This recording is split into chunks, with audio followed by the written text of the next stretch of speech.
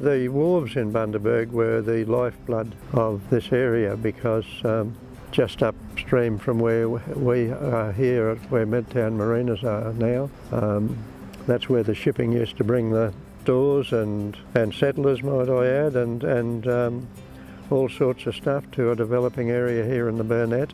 When the fishing kicked along, it was not uncommon at all for the fleet to be 3 or 4 boats wide. The fleet structure has changed dramatically too. Always was much smaller vessels with only a 20% of the horsepower and towing power that there is around today. 65 to 75 I think is a really important period, because while the fishing fleet in the Burnett and ramped up considerably immediately, the prawn fishery started here. That was in the early 50s. It was very much a seasonal thing.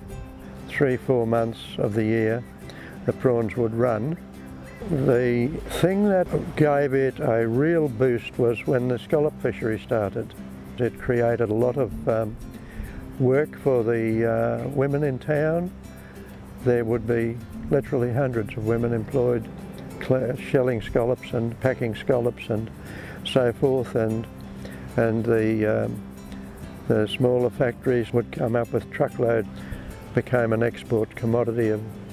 I was always fishing, my brother and cousin were always fishing, and that's probably, I think, some of the fondest memories I have of it, yeah. And that was for whatever it may have been, bream, or it was a subsistence thing, and we caught fish to eat. When the salmon run in the winter, that was a bit special because they were wonderful fish to eat. You think if you go back a bit, you'd have heard hoofs clopping along up there with horse-drawn sulkies and what have we. And these days it'd just about stop the whole town if that happened, if a horse and sulky belted up the street, wouldn't it? The cops would have a good day, wouldn't they?